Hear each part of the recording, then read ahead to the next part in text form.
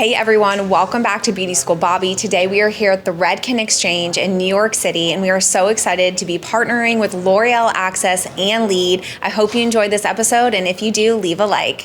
Thank you so much for being here, Kenneth. I'm so excited to talk to you. So I just got your whole background, your whole life story, but you are from New Jersey. You own how many salons in New Jersey at the moment? Four currently. Okay, that's awesome. So I want to start kind of rewind a little bit back to the beginning of this. What was your first exposure that you can remember of the beauty industry? I've always wanted to do hair my whole life, but coming from a middle class background and coming where college and education was really important, we weren't encouraged to do that. And we didn't know a lot of people that actually made money doing it. So we had no references. So I was kind of forced to go to college and went into the fashion industry, went into retail. And once I climbed the corporate ladder a little bit, I decided I want my own business. I always wanted to be an entrepreneur. I always thought it would be a clothing store. Okay. But I always wanted to do hair. Yeah. I just thought it was fun. And I decided to quit my job after some experiences with the corporate world. And at that point, because I did well in the corporate life, my parents supported the decision. Okay, that's awesome. So they were like, okay, you did it, you tried it. And I was promoted 7 times within 7 years of my career. Wow. So my dad's like, I think we should give him a shot. Yeah. So, Only took a little convincing, just a little bit. You would have to meet my mother. But yes, she's like, you're going to go shampoo hair. You have a company car and a salary and benefits. I was like, yes, it'll be okay.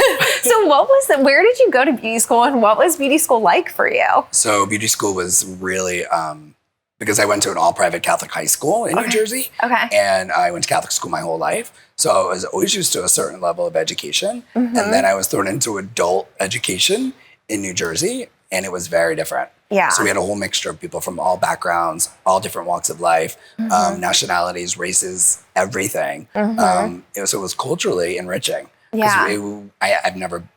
I was never in that mixture before. Right. So it was all economical levels, all that. So I went to vocational school because it was so inexpensive in New Jersey at the time. Do you remember how much you paid for beauty school? Oh my God, yes, I do. What was it? It was the one thing my mother actually told me that was right. She goes, you're not going to a private school. She goes, I think you should go to a vocational school. At the time, Middlesex County, where I live, it was only $650. Oh my gosh. That's mind blowing.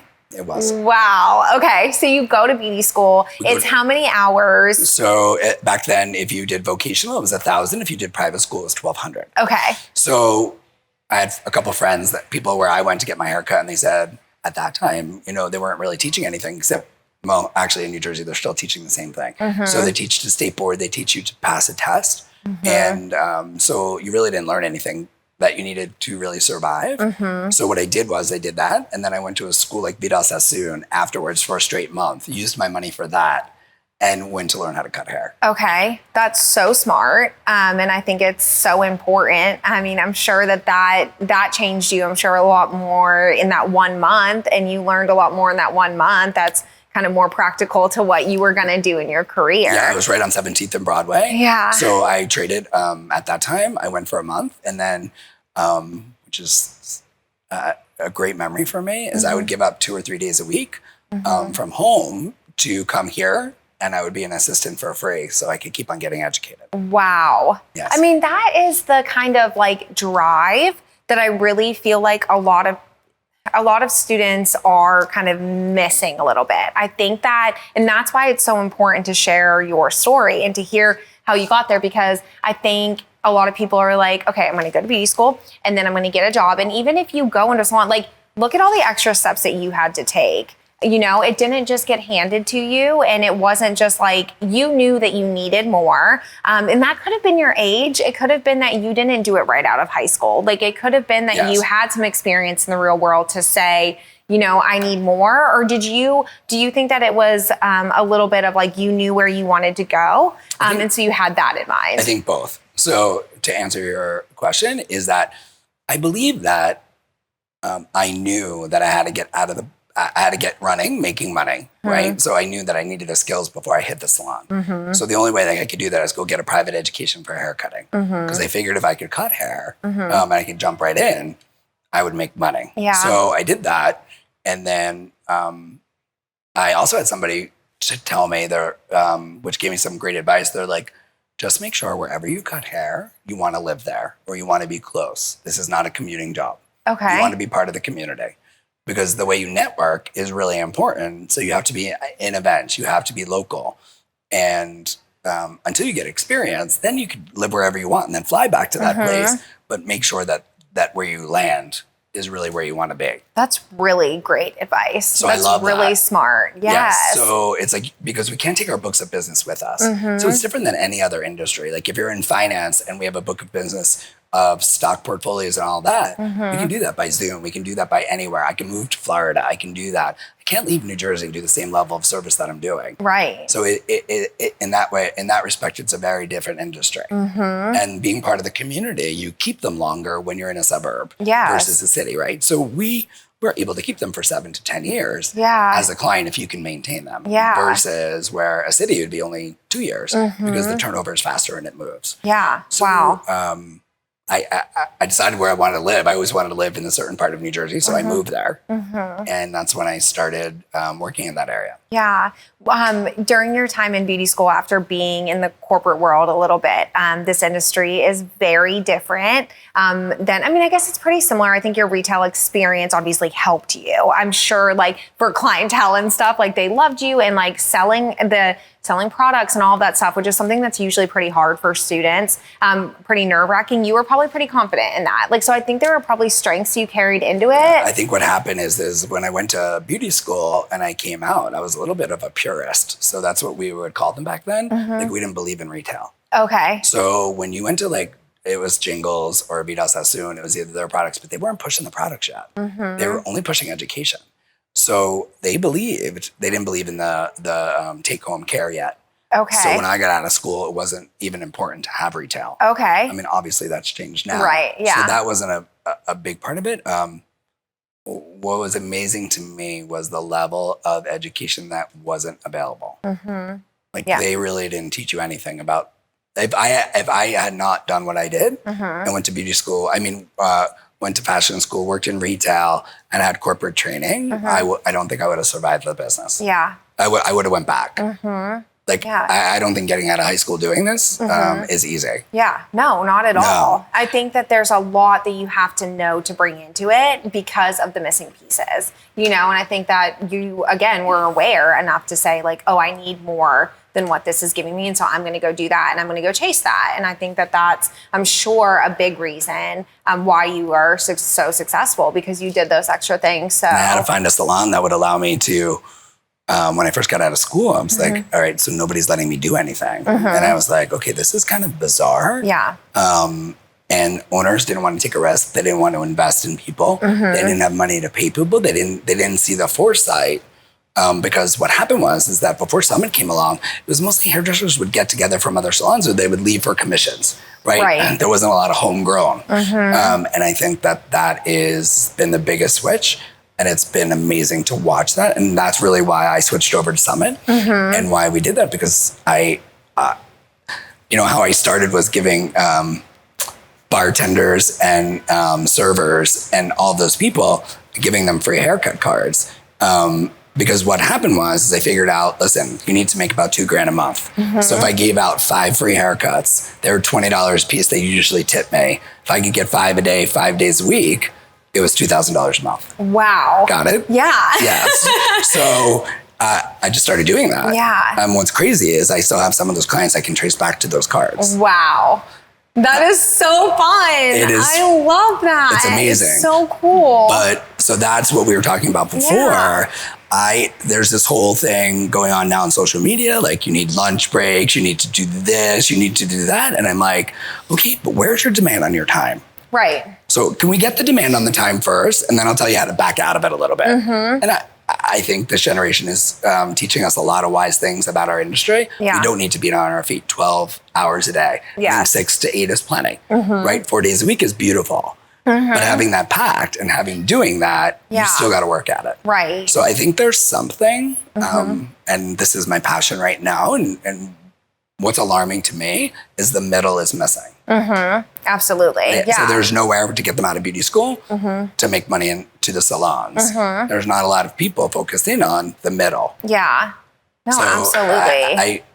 And I've thought that forever. Yeah. So going into salons and talking to salon owners, the poverty mentality that most of them have, and not to their fault, it's just interesting to me. Yeah, no, absolutely. And I think that you're so smart because you want to dive into it and you want to talk to beauty school students and you want to be involved on that level to change some things. So I want to talk about your career a little bit, as far as being a stylist, being a salon owner. So what was that path? What did that look like as far as being stylist, then opening first location, second location, and so on? So I started out doing hair and I was doing great and I was booking people like hour and a half for this, and I was booking 2 hours for full foils. I needed a full hour for a haircut. So those were long days to make a little bit of money. And I started peaking at about like $1,500 a week that I was doing.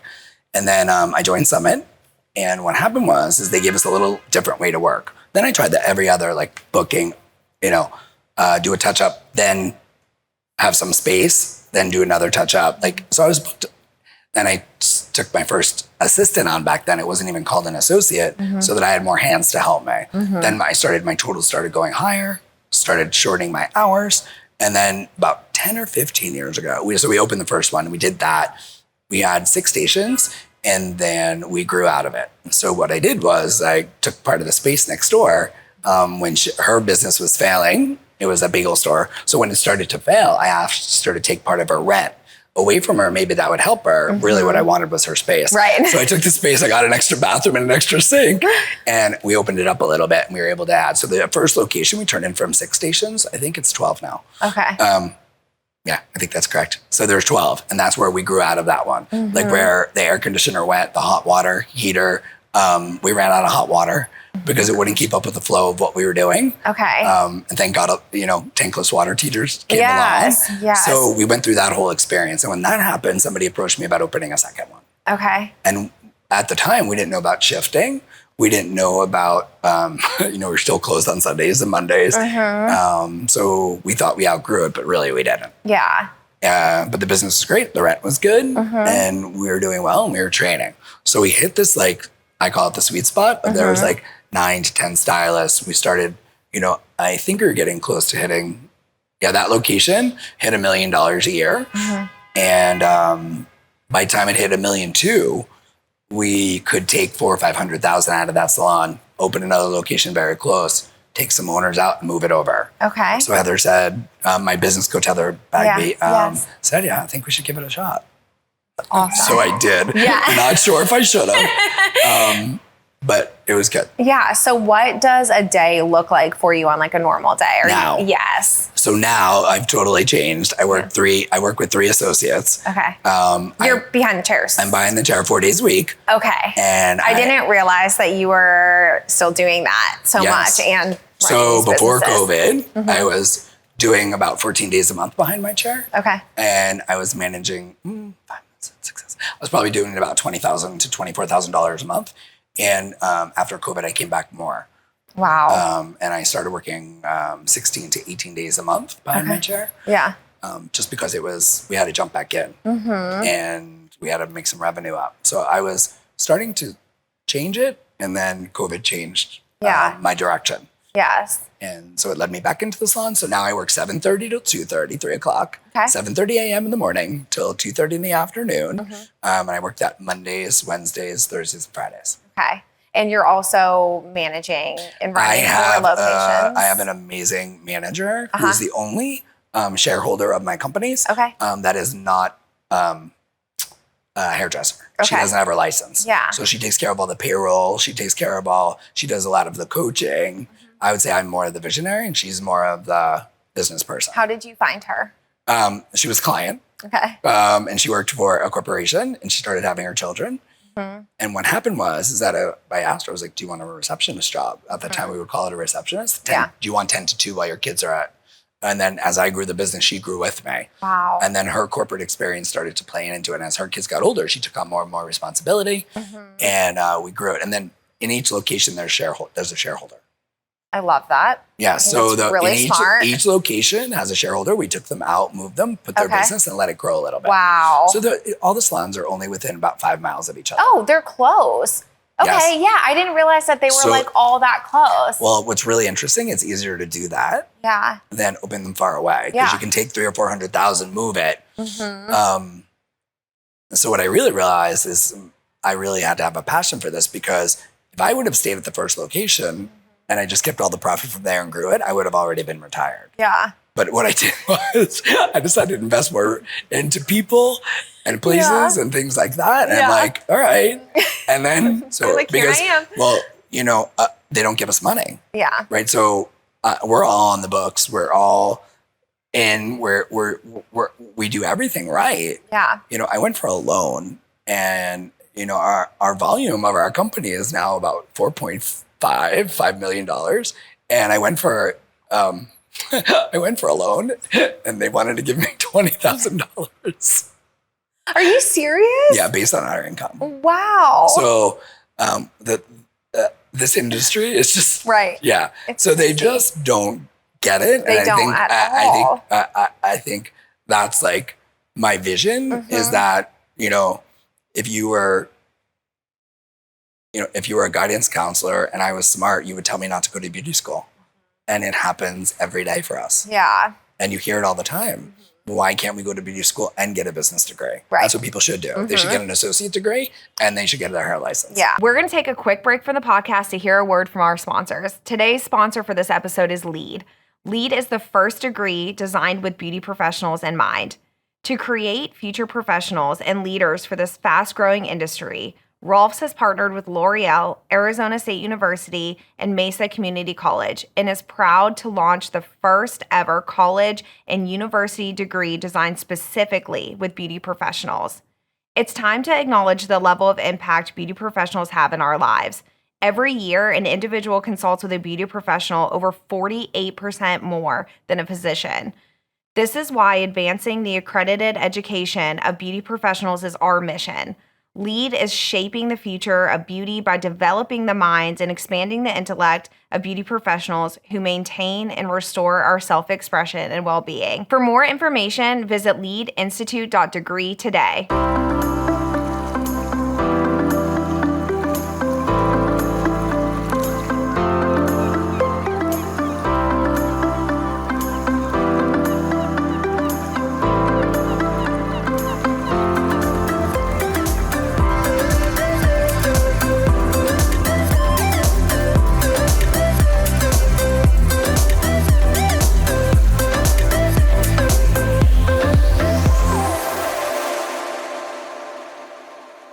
The folks at Access, L'Oreal's online destination for professional education, are ready to kick off the holidays. Because they love cosmetology students so much, they're launching a holiday promotion just for you. It's called Haul for the Holidays, and trust me, it's a haul like no other.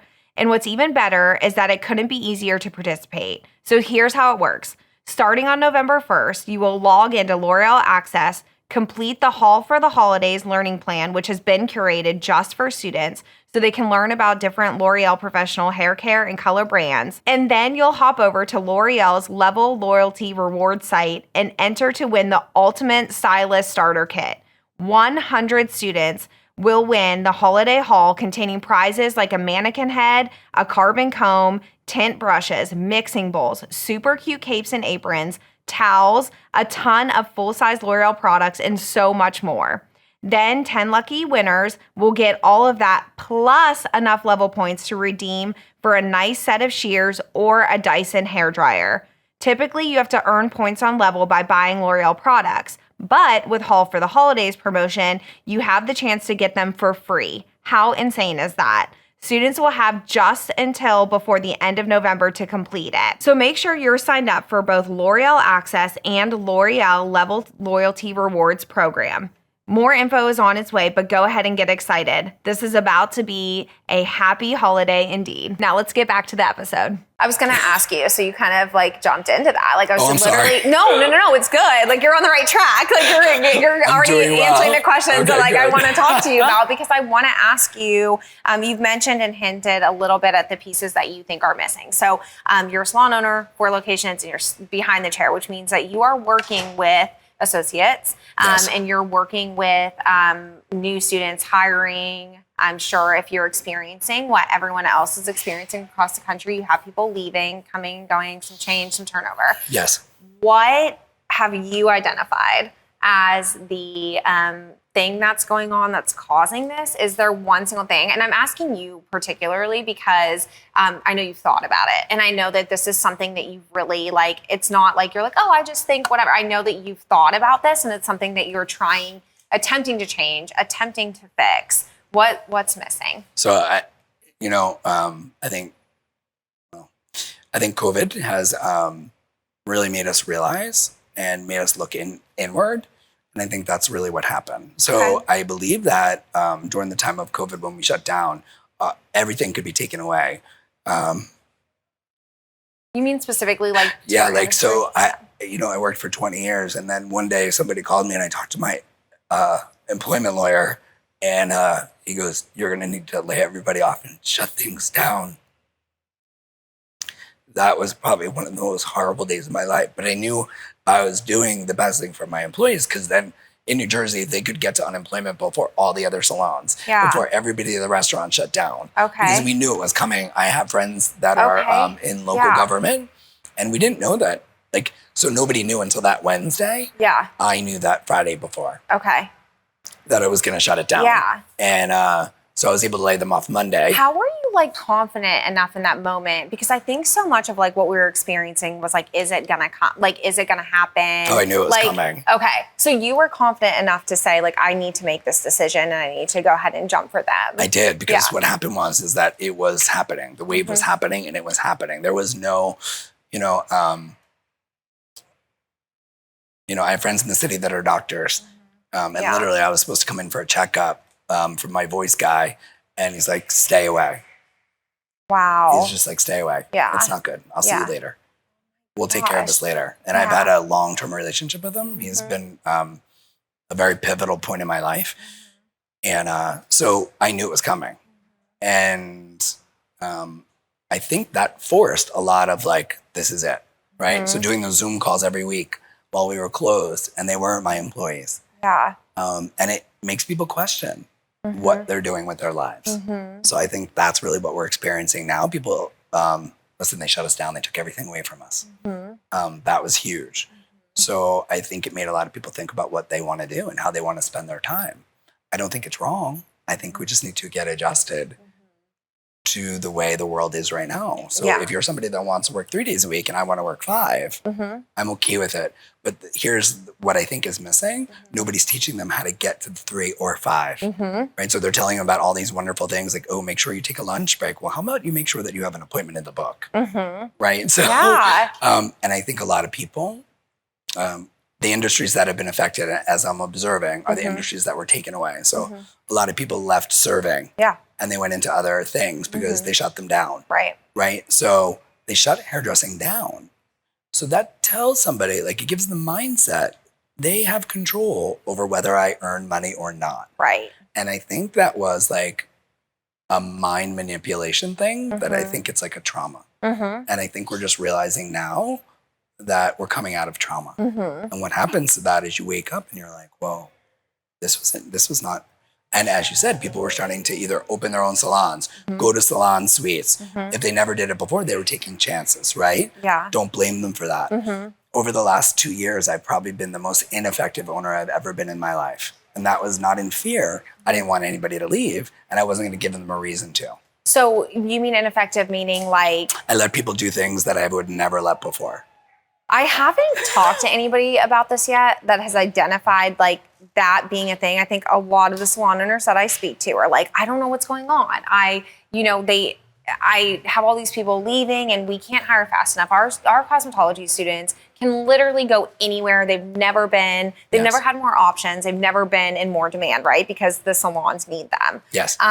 I don't know that I have spoken to many people that have looked inward the way that you're saying you have, to say like, I've been letting you get away with everything for the little bit. And now that I want to have rules again or structure or whatever. I'm just starting. So I survived. Our bank accounts are where somebody told us they needed to be. I followed all the government rules. I put the right amount of money in the bank. I did all of that. Right. So guess what? I'm safe again. In my mind. Yeah. And I'm okay if one shuts down. I'm okay if you leave tomorrow. I'm okay, I've survived. Yeah. So now it's time to take back the salons. Yeah. And I'm okay doing it a different way. But now you're going to show up to the work the way I want you to show up to work. Yes. Okay. And I'm totally okay with it. Yes. I'm okay if I have to be alone. I still have my 2 hands. I still have a couple of years under my belt. I can still start over. I'm not worried about it anymore. Right. So I feel like I'm coming out the other side of it. Yeah. Did you hire during that time? Oh, yes. And so that's another thing that nobody will talk about. We hired associates, right? But here's the wild thing. We hired people and taught people for 2 years not to touch people, not to go up to them, not to be customer service oriented, and not to interact. And when your shift is over, please leave the building.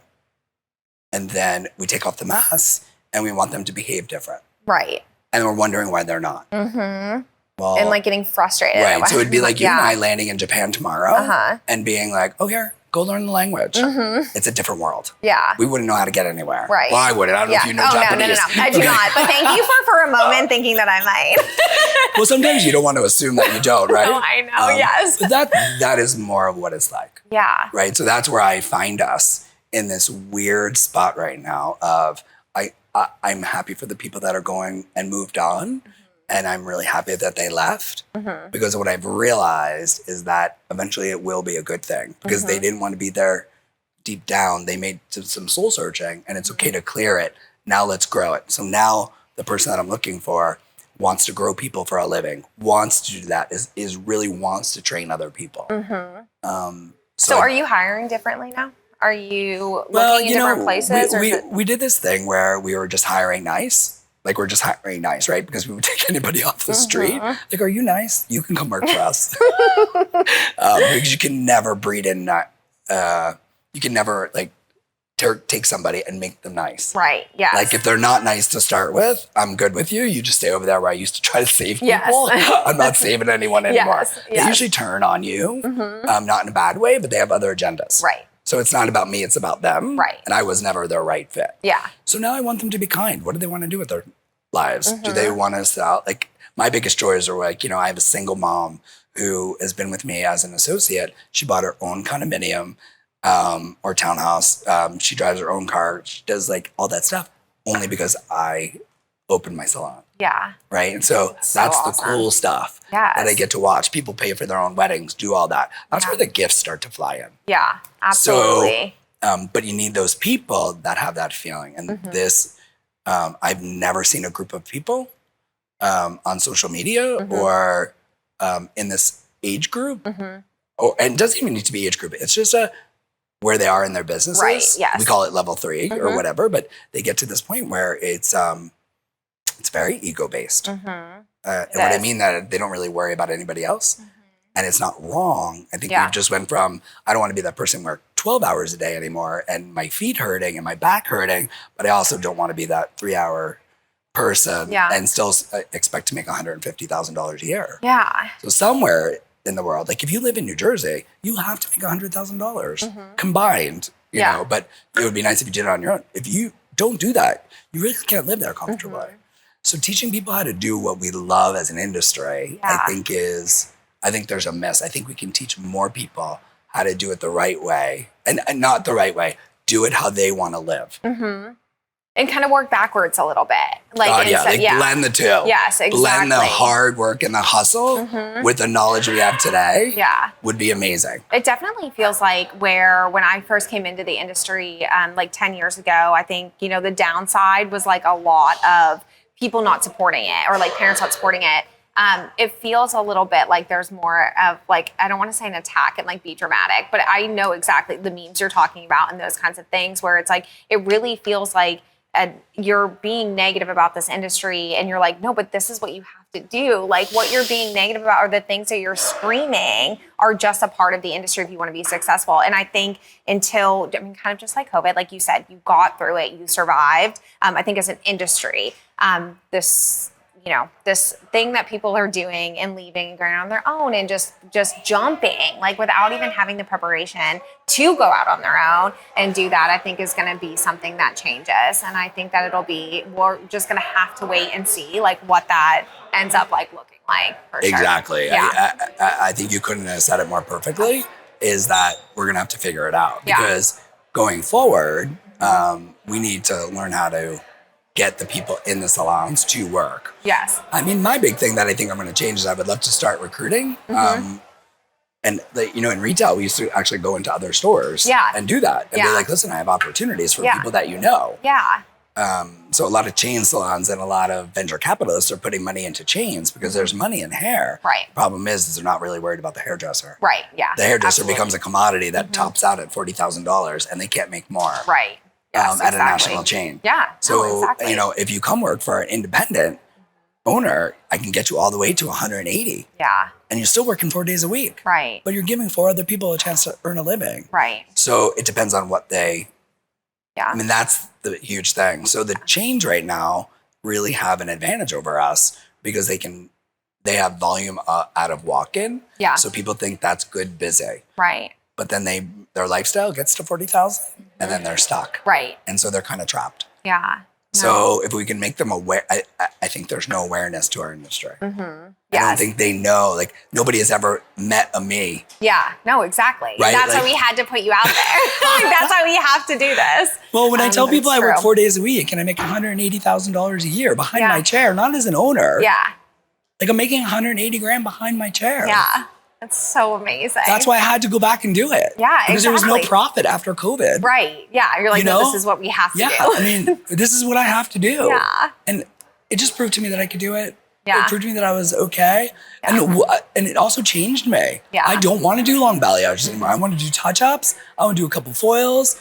And I want to do great haircuts. Yeah. I do not want to do balayages that take me 4 hours. Yeah, It's just not my...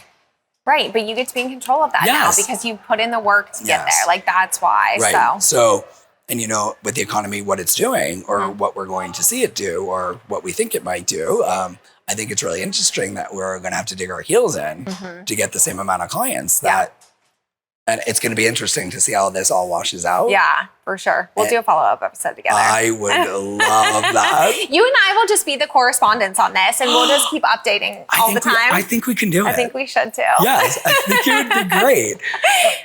So that is where I think what we were talking about is the miss. Yeah, I think you're right. I think the miss is that we're not giving them business tools. We're not telling what it's really like to earn a living. We don't tell them what a real day looks like in a hairdresser. Right. I mean, I've heard salons now hiring cleaning people at night because the stylists don't want to clean anymore. I'm like, oh, wow. Yeah. Okay, you can take Windex, right? I mean, it's crazy. Yeah. But I mean, Summit makes it really amazing that we have a lot of hands to help us. But in every industry, we have not caught up. Yeah. And you can even see it in the medical field, accounting. I always relate it to very respected professions. Yes. They all have assistants. They all have people who do all their work. And even designers, they don't sew the dress. Right. So we need to make hair designers, but they need to know the stages of what that looks like. Right. Absolutely. Like, what does it look like to be a paralegal? What does it look like to be a staff attorney? Yeah. What does it look to be in private practice? Yeah. I don't think any of them are wrong. I think you could be a studio hairdresser, a salon hairdresser, a corporate hairdresser, and a suite hairdresser. I think you just need to know what all those avenues look. And guess what? Nobody's laid it out. Yeah. Maybe Summit's the first one that probably tapped into it and started doing it. But the schools are not telling them, especially if we go outside of a T-spa or we go outside of professional school. Yes. They're not doing it, No, especially absolutely. in our vocational schools. I think it's why it's so important to ask the right questions when you're looking for beauty schools and, making sure that you're talking to people that are successful in the industry and getting their opinion on that as well. So I've always in my whole life wanted to change the New Jersey test. I always wanted to make it like 4 months of haircutting, 4 months of color, 4 months of business, 4 months of marketing. Like teach them the real stuff that we're going to teach them to make money. yeah. And I don't think we do that. Yeah. So that's where I'm at. And really it came out of needing people. I mean, this is really what's happening is coming out of a need. It's like, where are these people? I got to get to them. Yeah. And that's where I discovered what was at the beauty schools. Yeah. Well, I'm excited to follow this journey and I'm excited to see kind of what you learn. And I have so much I want to talk to you about as soon as we shut these cameras off. Because I have so much I want to talk to you that we can't say on camera, but we're on the same path and we are definitely hoping for the same things and for the same change. So where can we follow you? Hair by Kenneth on Instagram. Okay. My page is not really that updated. Okay. But we are working on that. Awesome. But it will look better. Yes. And so you can follow me there. Okay. That would be great. And your salons, where can we follow They your are salons? Evolution in New Jersey. There's one in Monmouth County. They're all in Monmouth County. Okay. And there's 4 locations. Okay, great. And they're all on my Instagram. It says it. Oh, perfect. Awesome. So we can Yes. follow you there. So if you can follow me there, that would be wonderful. Yes, well, we will go do that. And thank you so much for being here. And thank you Oh my for God, what it you're was my doing pleasure. to really, help elevate the industry. Because I think it's important for salon owners to be involved in this conversation. So thankful for you and thank you for being here. Thank you for having me. Okay.